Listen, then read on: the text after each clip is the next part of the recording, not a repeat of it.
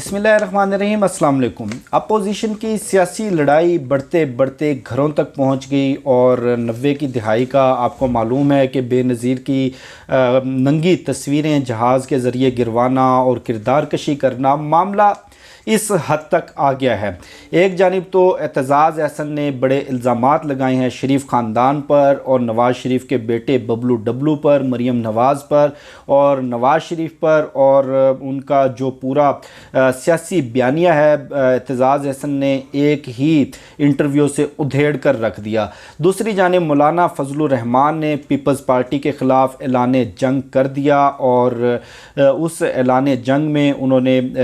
عمران خان کی تحریک انصاف اور ان کے اتحادیوں سے ہاتھ ملا لیا ہے، یعنی کہ عمران خان کو گھر بھیجنے کے لیے، ان کی حکومت ختم کرنے کے لیے انہوں نے پی ڈی ایم بنائی تھی اور اب ایک دوسرے کی ٹانگیں کھینچ رہے ہیں اور اپنے ہی اتحادیوں کی حکومت ختم کرنے کے در پہ ہو چکے ہیں۔ اور اس کے ساتھ ساتھ ڈاکٹر عدنان کے مبارک قدم پاکستان میں پڑتے ہی مریم نواز کی حالت بگڑ گئی، ان کی حالت تشویشناک ہو گئی، اس پر بھی بات کریں گے۔ اعتزاز احسن صاحب نے ایک انٹرویو دیا ہے، اس انٹرویو کے جو چنیدہ پوائنٹس ہیں میں آپ کے ساتھ شیئر کرتا ہوں۔ ان کا یہ کہنا ہے کہ پنجاب میں سینیٹرز منتخب کروانے کے لیے نواز شریف نے عمران خان کے ساتھ خفیہ اتحاد کیا، اور اس کے ساتھ ساتھ ان کا یہ بھی کہنا تھا کہ سینٹ میں جو ہم نے مسلم لیگ نون کے ساتھ اتحاد کیا تھا اس کا تجربہ ہمارے لیے بڑا تلخ رہا، اور تھوڑے ہی عرصے میں نون لیگ کی دوگلی منافقت بھری پالیسی کا ہمیں اندازہ ہو گیا کہ یہ لوگ ہمیشہ پیٹھ میں چھرا گھونپتے ہیں۔ اور اس کے علاوہ ان کا یہ بھی کہنا تھا کہ نواز شریف ایک انتہائی ڈرپوک آدمی اور ملک سے بھاگا ہوا بھگوڑا ہے، اور یہ شخص اتنا ڈرپوک ہے کہ وہ خود ملک سے بھاگ گیا لیکن اپنی بیٹی کو اس نے پاکستان میں چھوڑ دیا اور بیٹی کو خطرے میں چھوڑ کر اپنی جان بچائی، اور اس کے ساتھ ساتھ اس نے ببلو ڈبلو کو بھی تنقید کا نشانہ بنایا، جو کہتے ہیں کہ الحمدللہ ہم تو پاکستان کے شہری نہیں ہیں، الحمدللہ لندن کے فلیٹ ہمارے ہیں، الحمدللہ ہمارا کوئی احتساب نہیں کر سکتا۔ اس کے علاوہ انہوں نے مسلم لیگ نون کی دوگلی پالیسی کو مزید ایکسپوز کیا۔ ان کا یہ کہنا تھا کہ نواز شریف نے اسٹیبلشمنٹ کے ساتھ ملاقاتوں سے منع کیا، جبکہ محمد زبیر خفیہ طور پر آرمی چیف سے اور اسٹیبلشمنٹ کے بندوں سے ملتے رہے، سفارتکاری کرتے رہے۔ اب ان سے کوئی بندہ پوچھے کہ وہ کیوں گیا اور کیا بات ہوئی، اور اس کے علاوہ انہوں نے کہا محمد زبیر کی ملاقاتوں کا پیپلز پارٹی کو بھی معلوم ہونا چاہیے تھا، اتحاد میں ہم سب برابر ہیں، ہمارا کوئی مولانا فضل الرحمان کے ساتھ الحاق نہیں ہوا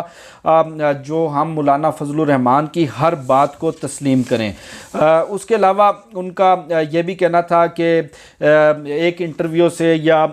کسی ایک چیز سے زرداری کی حکومت گرائی نہیں جا سکتی۔ اب آپ دیکھیں کہ آج باقاعدہ طور پر شوکاز نوٹس ایشو کر دیے گئے، جو میں نے 3 روز قبل بتایا تھا، پاکستان پیپلز پارٹی کو، اے این پی کو مولانا فضل الرحمان نے شوکاز نوٹس ایشو کیے، اور اس کے ساتھ ساتھ آج یوسف رضا گیلانی نے ایک بڑا اہم بیان دیا، بڑا معنی خیز ہے۔ ان کا یہ کہنا ہے کہ ہم اپوزیشن کو ساتھ لے کر چلیں گے اور جہاں جہاں مدد کی ضرورت ہوئی ہم حکومت کی بھی مدد کریں گے۔ اب آپ اس سے اندازہ لگا لیں کہ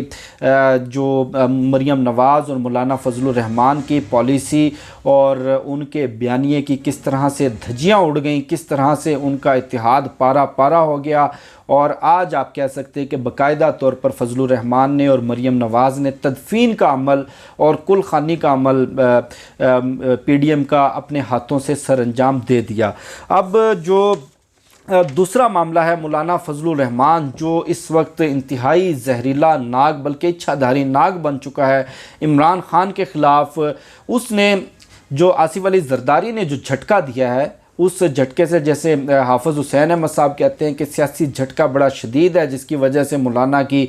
طبیعت بھی ناساز ہو گئی، اور ان کی طبیعت کی خرابی اقتدار سے دوری کی وجہ سے ہے، اور وہ اقتدار کے لیے ان کی تڑپ اتنی شدید ہو گئی ہے کہ لاڑکانہ کے ضمنی انتخابات کو جیتنے کے لیے مولانا فضل الرحمان نے جی ڈی اے سے اور پاکستان تحریک انصاف کی جو وہاں کی مقامی قیادت ہے ان سے ہاتھ ملا لیا ہے۔ کس کے خلاف؟ پاکستان پیپلز پارٹی کے خلاف۔ یہ وہ مولانا فضل الرحمان ہے جو آئے روز پریس کانفرنسوں میں کہتا ہے کہ 2018 کے انتخابات میں پاکستان کی جمہوریت کو بیچ چوراہے پہ ذبح کیا گیا، جس طرح وہ ان کا ایک لب و لہجہ ہے 73 کے آئین کی روشنی میں، اور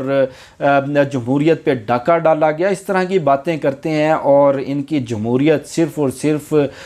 ڈیزل کے پرمٹوں تک محدود ہے، ان کی جمہوریت اسمبلی کی چند نشستوں تک محدود ہے۔ اور آج ان کی جمہوریت کا آپ اندازہ لگائیں کہ جو پی ڈی ایم میں ان کی سب سے بڑی اتحادی جماعت ہے، اس کے خلاف ہی مولانا فضل الرحمان امیدوار کھڑا کر رہے ہیں۔ نہ صرف امیدوار بلکہ اس کے خلاف انہوں نے ہاتھ ملا لیا ہے پی ٹی آئی سے اور جی ڈی اے سے۔ اور یہ وہ مولانا فضل الرحمان ہے جو کہتے ہیں میں اس ذیلی اسمبلی کو نہیں مانتا، اس سلیکٹڈ حکومت کو نہیں مانتا۔ اسی ذیلی اسمبلی میں مولانا کا بیٹا تشریف فرما ہے، اسی ذیلی سینٹ کے اندر مولانا کا بھائی عطاء الرحمان تشریف فرما ہے، اسی ذیلی اسمبلی کے ذریعے صدارتی الیکشن لڑا، اسی ذیلی اسمبلی کے ذریعے ضمنی انتخابات لڑے، اسی ذیلی حکومت کے ذریعے سینٹ انتخابات لڑا۔ اور آج مولانا فضل الرحمان آپ دیکھ لیں کہ اپنے ہی اتحادیوں کی سر قلم کرنے کے لیے، ان کی حکومت گرانے کے لیے، ان کو کمزور کرنے کے لیے اتحاد بنانے میں مصروف ہے۔ اب ایک کھوتا ڈاکٹر، آپ کہہ سکتے ہیں ڈنگر ڈاکٹر تو کہنا، ڈنگروں میں بہت سارے شریف جانور بھی ہوتے ہیں، ان کی توہین ہے، کھوتا ڈاکٹر کہہ سکتے ہیں۔ شاید ہمارے امریکی بھائی بھی اس سے ناراض ہو جائیں کیونکہ کھوتا ان کی نظر میں بڑا معتبر جانور ہے۔ چاہے جو بھی کہنے، ڈاکٹر عدنان، اس کے سبز قدم جہاں بھی پڑتے ہیں وہیں کوئی ایسی پرسرار بیماریاں نکل آتی ہیں، اس طرح کی پرسرار تکلیفیں نکل آتی ہیں۔ میڈیکل سائنس کے ایسے ایسے معجزے کرنے میں یہ شخص ایکسپرٹ ہے کہ آج تک دنیا میں میڈیکل سائنس کی تاریخ میں کوئی اس طرح کی بیماریاں، اس طرح کے معجزے آپ نے نہیں دیکھے ہوں گے۔ اس سے قبل یہ نواز شریف کا ذاتی معالج تھا، اور جب نواز شریف کوٹ لکھپت جیل میں قید تھا اس وقت دوران قید بھی یہ 62 ہارٹ اٹیک کروا چکا ہے۔ نواز شریف کی کڈنیز کے اندر بھی ہارٹ اٹیک کروا چکا ہے، ان کے پلیٹلیٹس بھی 8000 سے نیچے آ چکے ہیں۔ اب مریم نواز نے ایک شوشہ چھوڑا کہ ابو پاس جانا ہے اور چھوٹی سرجری کروانی ہے۔ اب چھوٹی سرجری کس نوعیت کی ہونی ہے، کہاں ہونی ہے، جائے وقوع بھی تلاش کر لیا گیا کہ تھائرائیڈ گلینڈ کا مسئلہ ہے، ان کے گلے کی چھوٹی سرجری ہونی ہے۔ اب آپ کو معلوم ہے چھوٹی سرجری ان کے جو پلاسٹک سرجری، جو پلاسٹک ان کا گرمی آنے کی وجہ سے جل رہا ہے، وہ تھی چھوٹی سرجری۔ اب پچھلے چند دنوں سے مریم نواز کی طبیعت بڑی ناساز تھی۔